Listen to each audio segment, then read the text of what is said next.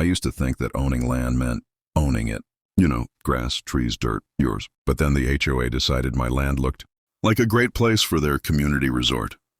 Without asking, without warning, they just started building. One day it was peaceful woods, the next, construction trucks, orange vests, jackhammers, and a smug HOA rep sipping iced coffee on a folding chair in my backyard. They said it was a community improvement initiative. I said it was trespassing. They said I should be proud. I said they should be sued. But here's where it gets fun. Because instead of fighting them, I let them build, and build, and build, until they created a multi-million-dollar resort on my land. Then I sold it for billions. But don't worry, and they never saw it coming. And yes, the HOA president cried. So if you've ever dealt with Karens, petty fines, or the smug tyranny of an HOA, buckle up. Because this isn't just a revenge story, it's a billion-dollar backflip. I moved into Pine Ridge Estates for the peace, the nature, the acres of untouched woodland behind my home, technically part of my lot. But no one cared. I liked it that way. Then came Sheila, new HOA president. Wrath of Zeus, haircut of Kate Gosselin. Oh, hi! Just letting you know we're reviewing land use for community enhancements. Nothing to worry about. That was the first red flag. Then came two men in golf polos and clipboards scanning my property like vultures. A week later I got a letter. Community Use Initiative Proposal. Fancy way of saying, we're turning your land into a public playground. I called the HOA, no response. Emailed, auto replies. Showed up to the meeting? Not on today's agenda. Then came the orange spray paint on trees. Bulldozers. Crews. Breaking ground right through my woods. I confronted Sheila. She said, oh, you didn't see the vote? We passed it last month. I told her I didn't vote. She said, oh, homeowners only. I am a homeowner. And that was just the beginning. They built a pool. A full pool. Not metaphorical. They dug a pool in my backyard. Then fined me. $500 for blocking community access when I questioned it. A week later, another fine. Interfering with recreational development. My crime. Parking my truck where they planned to put a volleyball net.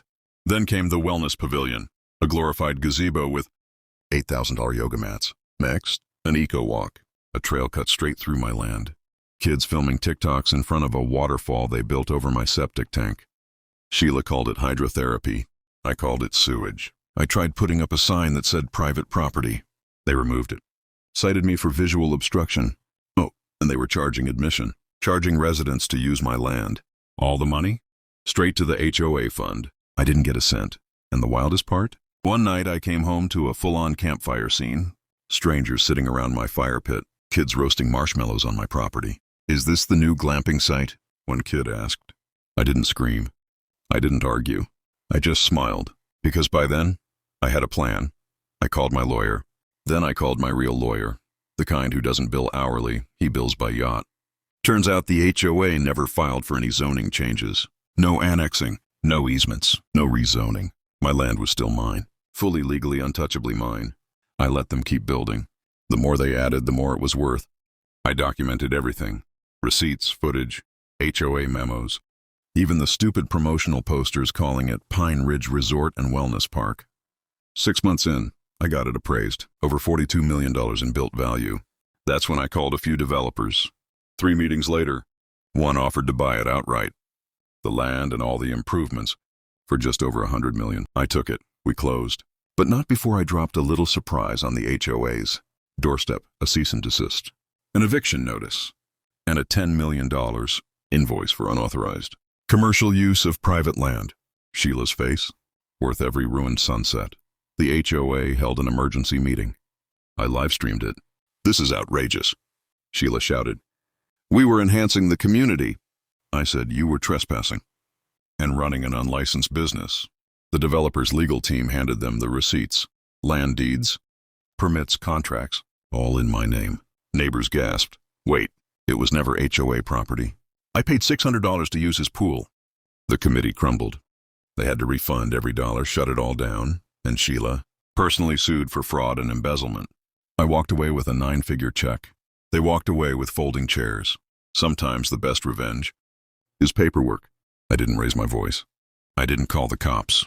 I didn't even post on Facebook. I just let them dig their own foundation, and I sold it. Do I miss the woods? Not really. I bought a vineyard in Napa, 40 acres, gated, no HOAs in sight.